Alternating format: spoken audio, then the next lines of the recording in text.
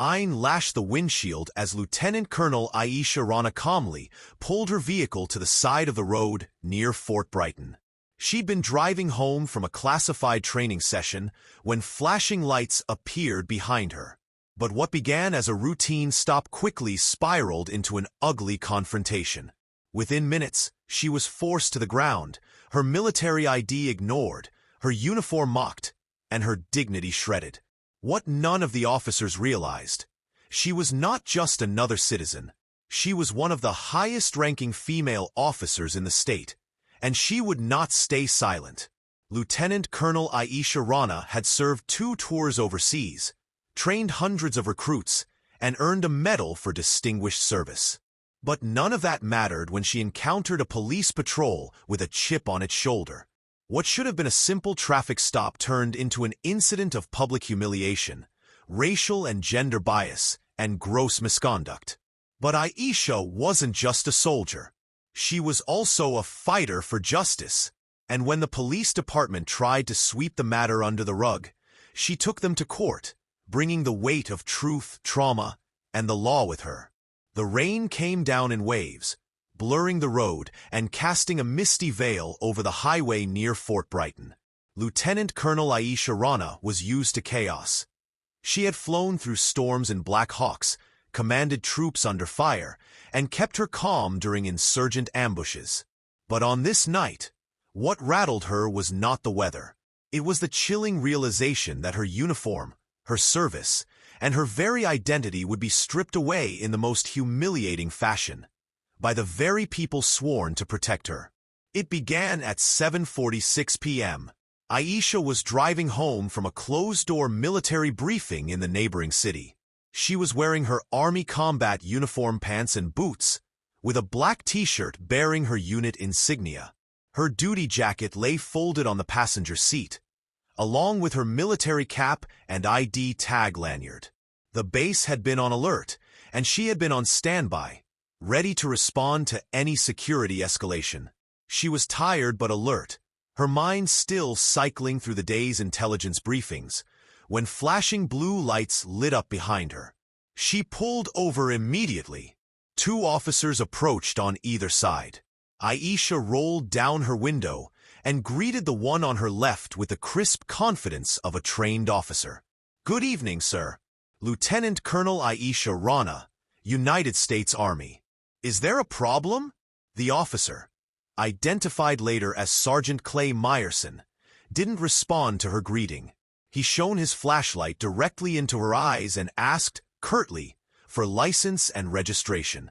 She calmly handed over her driver's license and military ID. "I ask for your registration, not some fake Army card," Meyerson snapped. Aisha blinked. "That's not fake. I'm an active duty officer. My base is less than 10 miles away." The second officer, Officer Rena Hall, walked to the passenger side and knocked on the window, eyes scanning the inside of the car. Aisha unlocked it remotely. Hall leaned in and pointed to the folded jacket. "You got that online or from a surplus store?" "Excuse me?" "The jacket. I see people pretending to be soldiers all the time. It's illegal, you know." Aisha stared, stunned. "That's mine.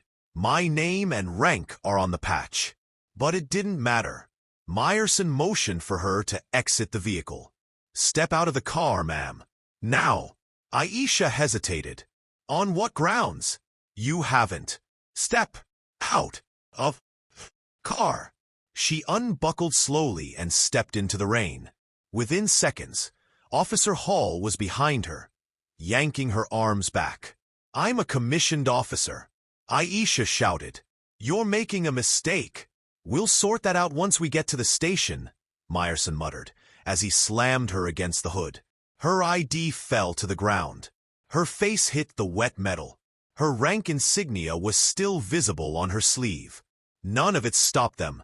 They handcuffed her tightly, ignoring her repeated requests for a supervisor, and accused her of impersonating a military officer. Her vehicle was searched without a warrant. Her phone was taken and powered off.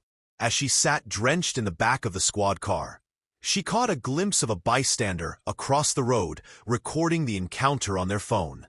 That recording would later become the centerpiece of the case. By 9:15 p.m., she had been booked into the city jail, stripped of her belt, her boots, and her voice. When she asked to call her commanding officer, the desk sergeant laughed. "Nice try, Rambo." 3 hours later, a young detective recognized her name while processing paperwork. "Wait, this is Lieutenant Colonel Rana?" he whispered to a colleague. Within minutes, military police from Fort Brighton were on the phone with the precinct demanding answers. A junior officer unlocked her cell and sheepishly handed back her ID. By 2 a.m., she was released without apology. No charges were filed. No paperwork was given. But something had broken that night. The next morning, she returned to base. Her commanding officer, a decorated colonel, was furious. He demanded answers from the city's police chief. What came back was a heavily redacted incident report filled with vague justifications: possible suspicious activity, officer safety, and non-compliance. It made no mention of her ID, her rank, or the bystander's video. Aisha sat alone in her office, watching the video on repeat. She saw herself calmly identifying who she was. She saw her body slammed against her own car. She saw the mocking looks, the disbelief, the total erasure of everything she had earned through blood, sweat, and sacrifice. She saw something else, too. The look on Myerson's face when he said, "You don't look like a lieutenant colonel." That was the moment she realized this wasn't just about a traffic stop. This was about power, prejudice, and perception. To them, she hadn't looked the part. Brown-skinned, female, unsmiling, confident, and for that, they thought they could put her in her place. They were wrong. In the days that followed her release, Lieutenant Colonel Aisha Rana felt the surreal fog of disbelief giving way to a hard-edged clarity. She had faced enemies overseas, stood her ground in foreign deserts, and negotiated military strategy at the Pentagon. But this fight, the one at home, was colder, quieter, and infinitely more personal. Initially, she followed protocol. She filed a formal complaint with the Internal Affairs Division of the Brighton Police Department. The complaint detailed every step of the encounter: the officer's refusal to acknowledge her credentials, the unnecessary force, the mockery of her rank, the unlawful search, and the unlawful detention. She submitted medical documentation for the bruises on her wrists, statements from her commanding officer, and even the video clip captured by the bystander. For 2 weeks, she heard nothing. Then came a generic email stating that the officers had acted within departmental procedures, and that the case was closed. No apology, no admission of wrongdoing, no acknowledgement of her military status. When she requested a meeting with the department leadership, she was told it would not be productive at this time. Inside the military, she expected support, but the response there was disappointingly muted. Her direct commanding officer, Colonel Bryant, stood firmly by her and even submitted a letter to the police chief demanding accountability. But beyond him, the message from military leadership was diplomatic but discouraging. "We are working behind the scenes. Don't escalate this. Let the system work." Off the record, a fellow officer told her what she had already begun to fear. "You're rocking the boat, Aisha. They think you're becoming a liability." That comment stung more than she expected. Then, one morning, a curious thing happened. A journalist reached out. The reporter had seen the video circulating in a closed veterans forum. He wanted to know more. At first, Aisha declined, but after another hollow email from the police department and a particularly frustrating conversation with a senior military liaison who suggested she focus on her mission, not media headlines, she changed her mind. The story broke 3 days later. Army Lieutenant Colonel accosted by police during routine traffic stop. Despite ID, uniform, and military rank, the article laid it out cleanly: her rank, her record, the timeline of events, And the footage. It went viral within hours. Hashtags like #SaluteHer and #JusticeForRana began trending. Veterans posted messages of support. Active duty personnel sent anonymous messages thanking her for standing up. Civil rights groups issued statements. High-profile politicians began asking questions. And then came the backlash. First, her phone rang off the hook. News anchors wanted interviews. Public relations officers from the military warned her to decline all comment. Her email was flooded with both support and hate. Vile messages accusing her of lying, of playing the victim, of disrespecting law enforcement. Soon after, someone leaked her military personnel file to a fringe blog. Though nothing damaging was inside, the blog exaggerated mundane details to cast her as aggressive and hard to work with. A week later, another leak revealed a minor disciplinary note from 5 years ago. A technical reprimand for an equipment mislabeling issue on base, long since resolved. She began receiving anonymous threats.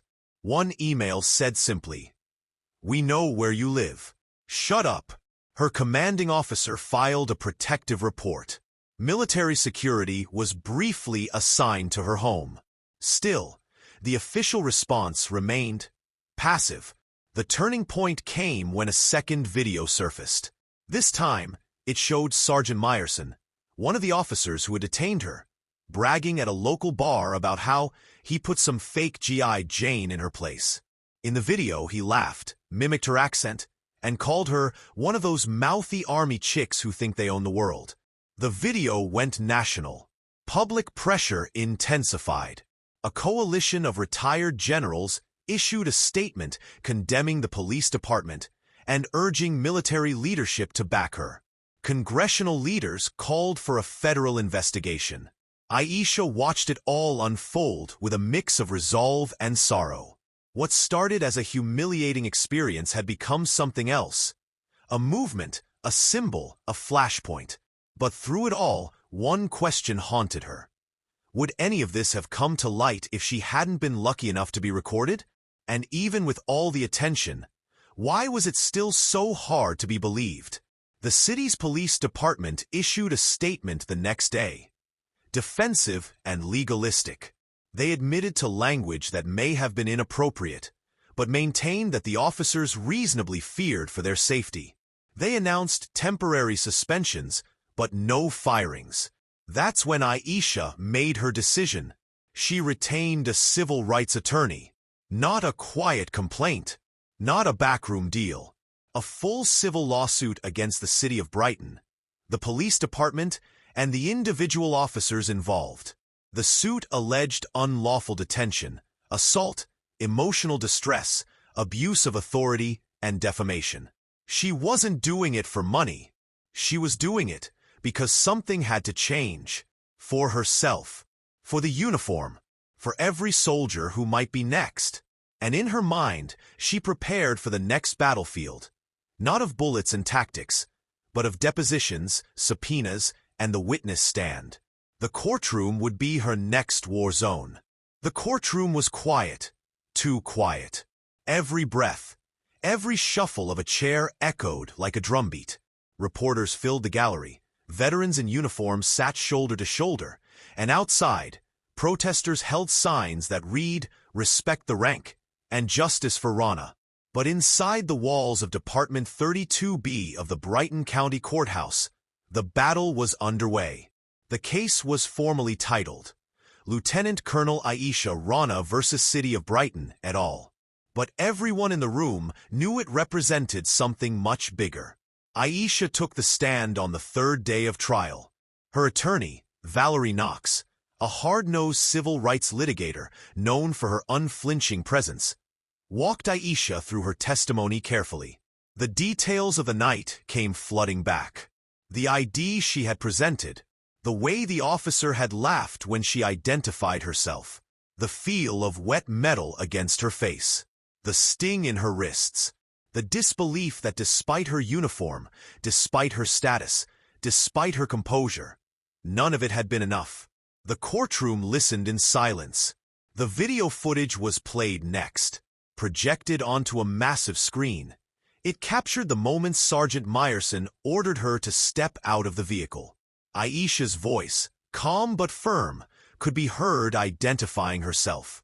The light bounced off the rank insignia on her sleeve. And then came the image, grainy but unmistakable, of her being pushed down, handcuffed, and left standing in the rain. The prosecution rested that afternoon. The defense, led by a city-hired legal team, had a strategy that was equal parts denial and deflection. They argued that the officers acted on a heightened sense of caution, due to recent reports of impersonation scams. They pointed to Aisha's lack of full uniform and claimed she was combative and non-compliant. They even tried to introduce a psychologist who testified that officers in high-stress roles sometimes overreact in ambiguous situations. But that strategy began to unravel. Under cross-examination, Officer Rena Hall admitted she hadn't verified the military ID. "I was told to be cautious," she said. "You never know who's lying." Valerie Knox didn't flinch. "So your training told you to assume the worst?" Even from a woman calmly identifying herself, with proper credentials and insignia. Hall looked down. "We were following protocol." Then came the devastating moment. Sergeant Meyerson on the stand. Confident at first, Meyerson rattled off excuses. He said Aisha was uncooperative, that she looked suspicious, and that she talked back. But then Knox produced the footage from the bar. The one where Meyerson had bragged, insulted her, and mocked her identity. "Is that your voice, Sergeant?" she asked. He hesitated. Yes, but that was taken out of context." "No further questions," Knox said, stepping back. The courtroom was frozen. The jury stared motionless. The judge furrowed her brow. Meyerson's credibility had been gutted. In the closing arguments, Knox stood and delivered words that would echo for weeks. Lieutenant Colonel Rana was not mistaken for someone else. She was ignored. Because the people meant to uphold the law didn't believe someone like her could be the law. Because she didn't fit their image of authority. Because in that moment, they chose prejudice over procedure, pride over professionalism. And when she stood up for herself, they tried to silence her again. But she is here, and she deserves justice. The defense offered a weaker, more procedural argument, urging the jury to understand the stress of police work and to avoid punishing good intentions. The jury deliberated for less than 4 hours. By early evening, they returned. The court clerk read the verdict slowly. Liability confirmed. Damages awarded. Systemic misconduct acknowledged. The courtroom exhaled, as if it had been holding its breath for weeks. But it wasn't over yet. Final verdict. Justice in her name.